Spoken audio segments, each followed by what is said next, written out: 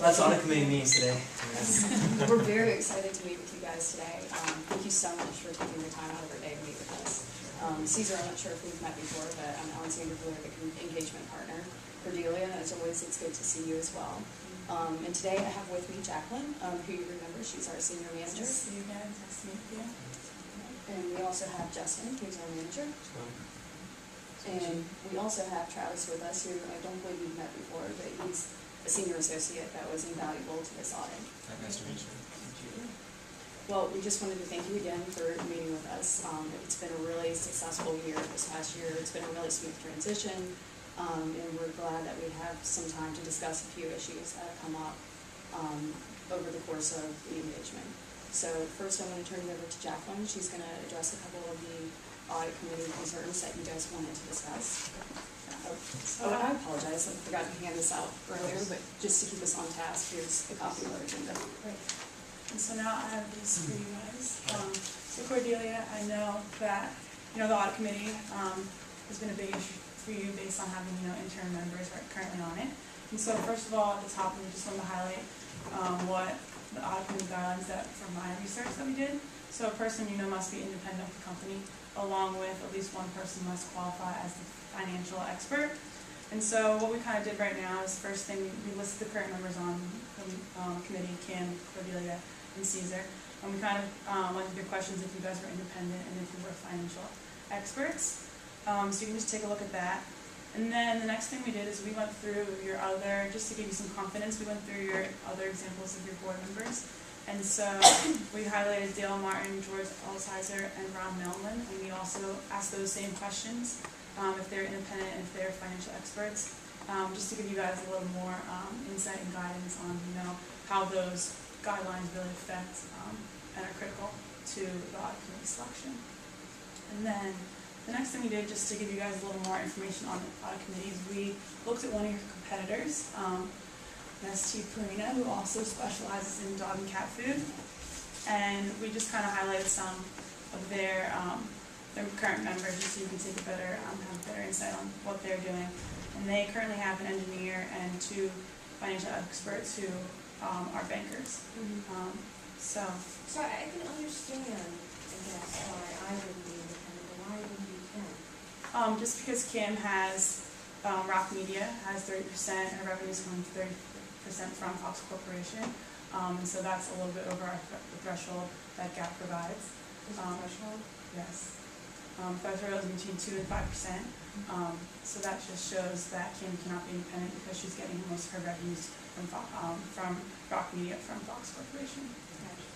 So it looks like you're essentially replacing the entire audit committee. Can I not serve on the audit committee anymore? Well, we're not recommending that you can't serve just because you are not a financial expert. That doesn't mean anything as long as we have someone on there that is a financial expert, because you are currently, with your job, you currently are independent. So you can still, we believe that you can still serve on the audit committee. Okay. Well, we'll take it under advisement. Yeah. Ultimately, the decision is up to you, but we just wanted to bring this information to your attention. Yeah. We just want to put the right people in the right place at Fox Corporation. Thanks. And we also brought with us Justin today to discuss some of the adjusting journal entries. Yeah, so through our audit work, we had 2 proposed adjusting journal entries. I'm going to speak on the first one. You can take a look at this exhibit. So as you can see, the first section is just the debits and credits. It's a debit to bad debt expense and a credit to allowance for doubtful accounts for $34,500. Underneath, you can see. Yeah, it's a pretty small amount, but as you can see underneath, we just wanted to show you what impact that would have on the financial statements. It would have a negative impact on the income statement, in increasing expense and decreasing the net income.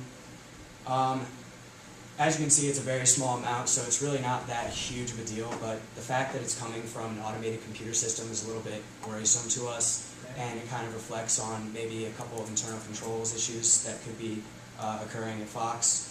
And right here I have another exhibit that you can take a look at, which is just some highlights on some SOX regulations dealing with internal controls and management's role in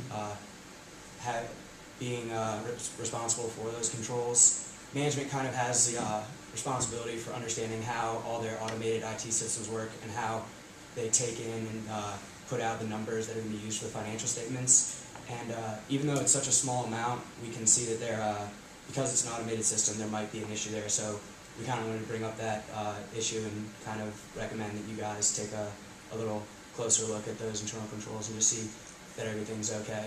But What does the chairman say about this? excuse me? The CFO, what did he say about this issue? I mean, it being such a small issue, I think he wasn't too worried about it, just like we're not incredibly worried about it, but just the fact that an automated system is having any errors at all is a little bit concerning to us and just makes us want to recommend that you guys take a little bit deeper look into the systems. So what would the implications of that be? I mean, $34,000, I don't think either one of us really care about that, and that's chump change.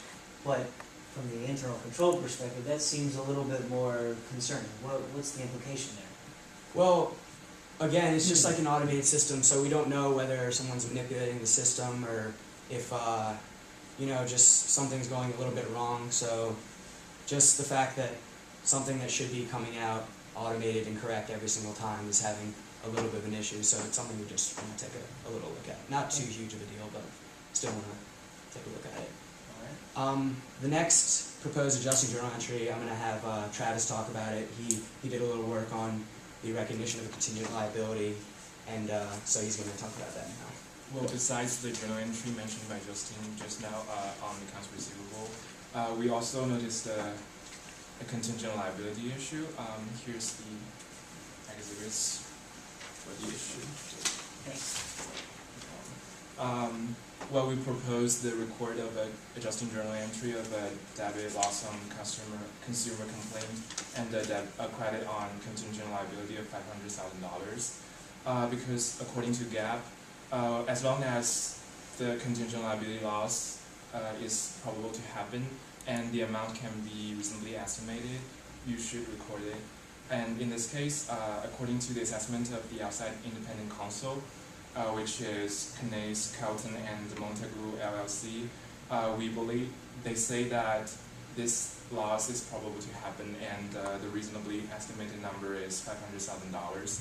So that's why we think you should record this amount, and we know that this amount would cause a decrease in net income and also an increase in liability.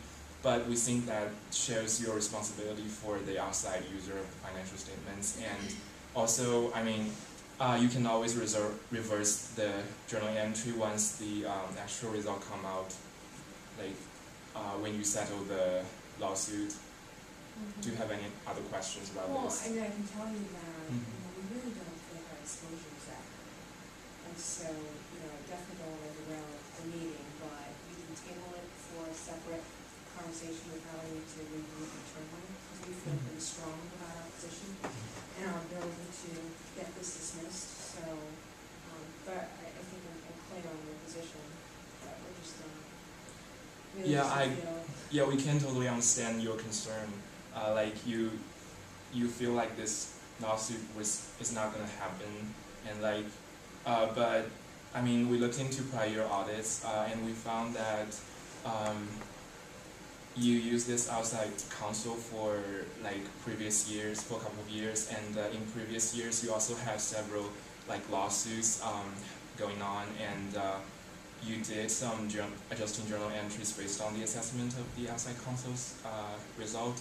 So that's why we think this amount is reasonable, and like this is like your company's policy. Your company's policy said that you should disclose like any contingent liability loss in your sounds like you're building a footnote. case against me, huh? Our policies.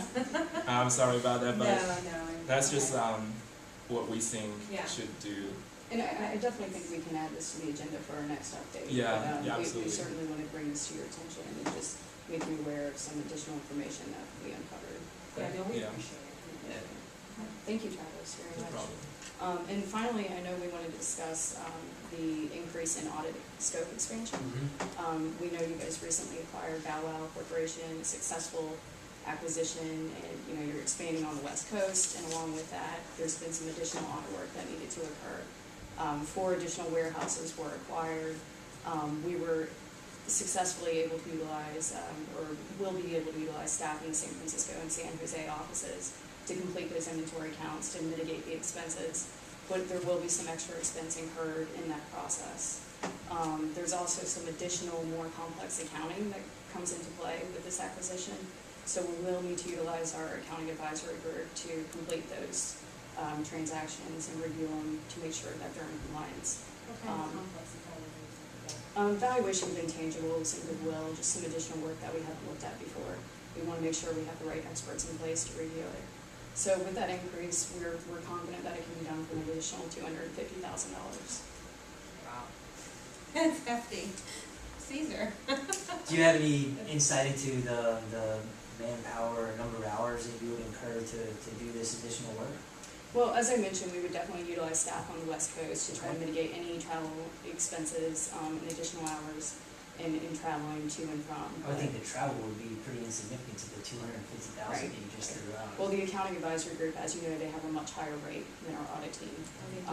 They do. They have a much higher rate, and they tend to work on more projects of larger magnitude. So we would take a significant amount of their time, seeing how this is just the start of the acquisition, and this would be their first look at the transaction. Are there things we can do on our side to help with your ease of review? So I think what we're talking about is the purchase price allocation that will probably come as a result of the acquisition. Right. And so what can we do to help cut that fee down? Because $250 is a lot. It is, but we feel that we're worth it. We've, in the past, provided excellent work for you this past year, as you've seen. We've had a great working relationship with you guys, and we feel on our end that you guys have done everything necessary to help facilitate a smooth transition. So just going forward, providing that same open, honest communication, we'll be able to get the work done as soon as possible. Mm-hmm.